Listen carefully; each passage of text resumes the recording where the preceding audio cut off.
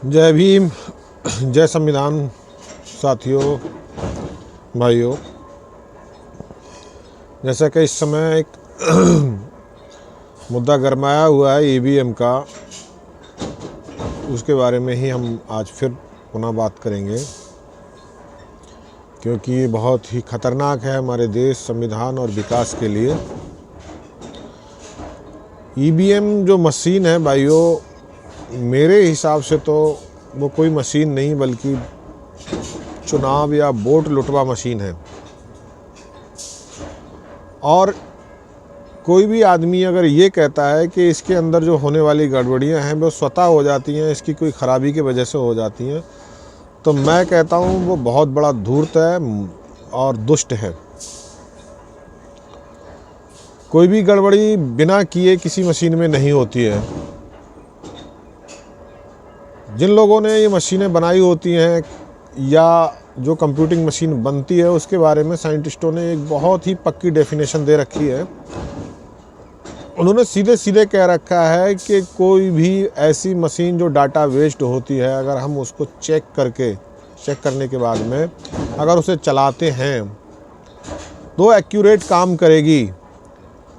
यदि उसमें चेक करके चलाने के बाद में भी अगर वहाँ पर कोई प्रॉब्लम होती है तो उसका सीधा सीधा सा मतलब है कि उसको ऑपरेट करने वाले ने वो गलती की है। मशीन वो कभी गलती नहीं करती है।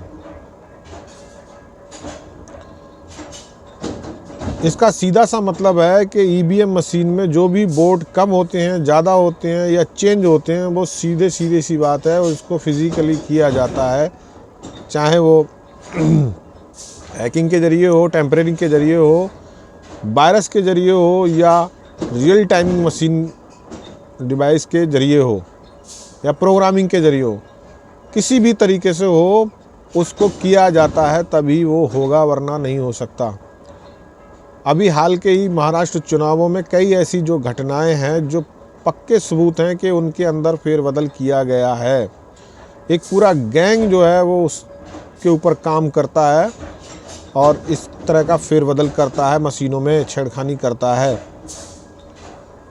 मनसे के, जो राज ठाकरे की पार्टी है, मनसे के एक विधायक राजेश जी ने कहा कि उनके घर में 4 वोट हैं,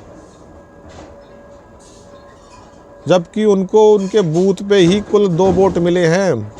बाकी के उनके घर के ही 2 वोट गायब हैं। भाई कहाँ चले गए वो 2 वोट? मशीन खा गई क्या? एक और जगह दूसरी पार्टी के नेता ने कहा है कि उसके घर के ही 36 वोट हैं और उसको उनके बूथ पे एक भी वोट नहीं मिला है, 0 वोट मिला है। उनके घर के वोट कहाँ गए? ये क्या भूत कर गया? कौन करके चला गया? ये सब मशीन में ऑटोमेटिक ऐसा हो गया। उसके बाद कई ऐसे गांव निकल के आ रहे हैं, वहाँ की जनता सड़कों पर आ गई है। गांव के लोग कह रहे हैं, चीख कर कह रहे हैं कि हमने वोट जो है कांग्रेस को दिया है, परंतु उनके बूथ पर वहाँ पर 0 वोट आ रहे हैं, 0 वोट। एक भी वोट उसको नहीं जा रहा है। ये सारे के सारे वोट कहाँ चले जा रहे हैं भाई? एक और बहुत ही बड़ी घटना है जो इस बात को बहुत ज़्यादा तरीके से साबित करती है। नामदेड़ नाम की एक जगह है, लोकसभा सीट है, जिसमें विधानसभा के उपचुनाव के साथ साथ लोकसभा का भी उपचुनाव हुआ था। उसका जो पहले सांसद था, उनकी तत्काल मृत्यु हो गई थी किसी वजह से पहले, तो वहाँ चुनाव कराना था, वहाँ चुनाव हुआ था। वहाँ पे लोकसभा की सीट में कांग्रेस की विजय हुई है, जबकि उस लोकसभा सीट पे 6 विधानसभा आती हैं। 6 विधानसभा सीटों में 6 की 6 जो है भाजपा जीत गई है। अब बताइए, एक ही आदमी एक ही समय में वोट डाल रहा है, विधानसभा का भी लोकसभा का भी, एक ही बूथ पे डाल रहा है। मशीनें 2 अलग अलग भले ही हैं, होती हैं, एक में विधानसभा का पड़ रहा है, एक में लोकसभा का पड़ रहा है। तो एक ही मनुष्य के दिमाग में दो तरह के दिमाग कैसे काम कर सकते हैं कि लोकसभा में वो कांग्रेस को दे रहा है और विधानसभा में बीजेपी को वोट दे रहा है? ऐसा संभव है क्या? कहाँ संभव है? ये असंभव चीज़ है और ये मैनिपुलेटेड चीज़ है। ये सब किया गया है और इसको करवाने वाला कोई और नहीं, हमारे देश का चुनाव आयुक्त है, चिलमिया चुनाव आयुक्त, और उसको सह प्राप्त है सरकार की। साथ में जो हमारा न्यायालय है वो चुपचाप मौन बन के देख रहा है, क्योंकि उसकी भी स्वीकृति इसके अंदर है। ये पूरा एक नेक्सस है, पूरा गैंग है जो इस तरह के काम कर रहा है। पूरे के पूरे चुनाव लूटे जा रहे हैं जहां पर उनको फ़ायदा होता है। देखते हैं कि इस जगह पे हमें फ़ायदा होने वाला है तो बिना चुनाव लूटे हम अपनी सरकार नहीं बना सकते, वहाँ पर ऐसा करते हैं। जहाँ पर छोटे राज्य हैं, जहाँ पर उनको कोई बेनिफिट नहीं होता है, उनके लिए वो छोड़ देते हैं।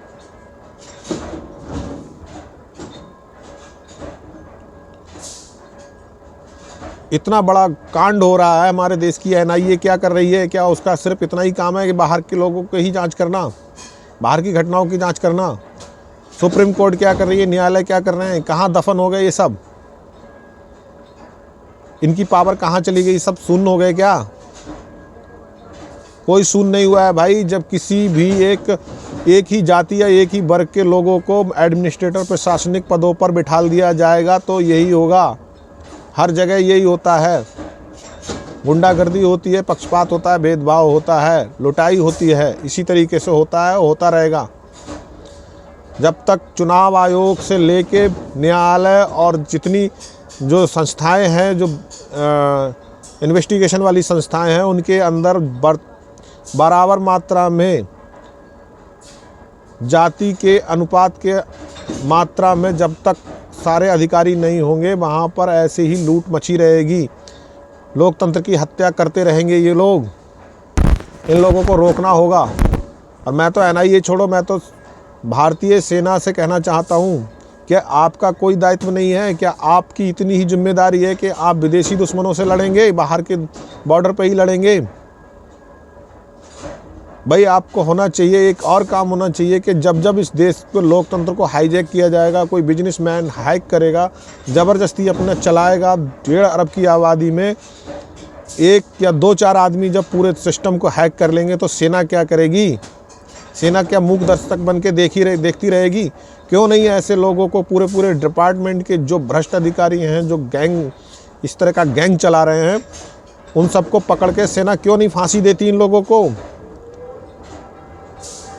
हमारे पड़ोसी राज्य को देख लेना चाहिए ना, पाकिस्तान में कितनी बढ़िया सिस्टम है।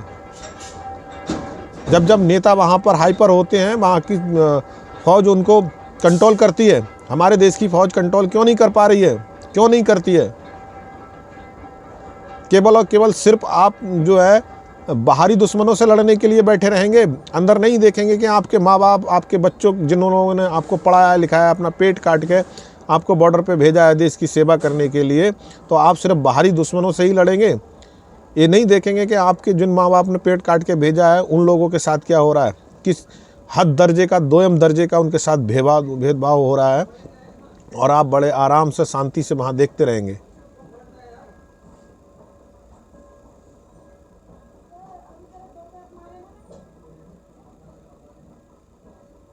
आपको क्यों समझ में नहीं आ रहा ये चीज़? आपको ये समझना होगा कि इस देश की अब बहुत सारी जिम्मेदारी आपके हाथ में भी है, आपको भी होनी चाहिए। जनता को तो जन आंदोलन करना ही चाहिए, क्रांति करना ही चाहिए, नेताओं को भी करना चाहिए, साथ में हमारे देश की सेना का भी साथ होना चाहिए कि इस तरह का काम हम अपने देश में नहीं होने देंगे। और कुछ नेताएं हैं ऐसे जो भटके हुए हैं, पता नहीं वो उन पार्टियों से मिले हुए हैं, वो कह रहे हैं कि हम उपचुनाव होंगे, ईवीएम से तो नहीं लड़ेंगे, लेकिन लोकसभा और उसके बड़े चुनाव होंगे तो लड़ेंगे। क्यों भैया?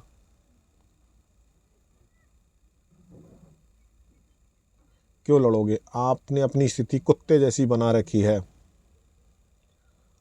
आप चाहते हो कि देश की जनता के साथ कुछ भी हो, कुछ भी होता रहे, हमें कोई मतलब नहीं है। हम चुनाव लड़ेंगे 20 सीटों में 4-5 सीटें अगर हमें कुत्ते की तरफ जैसे कुत्ते को टुकड़ा डाल दिया जाता है रोटी का खा के, और हमारा पेट तो पलता रहेगा, हमारा काम तो चलता रहेगा, बाकी जनता और देश जाए भाड़ में, संविधान जाए भाड़ में, हमें कोई मतलब नहीं। आप यही सब करना चाहते हैं और यही सब कर रहे हो, इसीलिए आपकी ये हालत हो रही है। अगर आपको देश, समाज, संविधान से अगर जरा भी लगाव होता, जरा भी हमदर्दी होती, तो आप कहते कि हम सिरे से इस चुनाव का बहिष्कार करेंगे, हर चुनाव का बहिष्कार करेंगे जिसमें भी ईवीएम का प्रयोग होगा। उनको मानेंगे नहीं, उसके खिलाफ जन आंदोलन करेंगे। और जब तक बैलेट पेपर से चुनाव नहीं होगा, पूर्ण रूप से ईवीएम पूर्ण रूप से बैन नहीं होगा, तब तक हम चैन से नहीं बैठेंगे घरों में, सड़कों पे रहेंगे। बस मैं यही कहना चाहता हूँ, इस मशीन को हटाने के लिए जल्दी से जल्दी आंदोलन किया जाए, क्रांतिकारी आंदोलन हो, इसको हटाया जाए और बैलेट पेपर पर लाया जाए। जय भीम, जय भारत।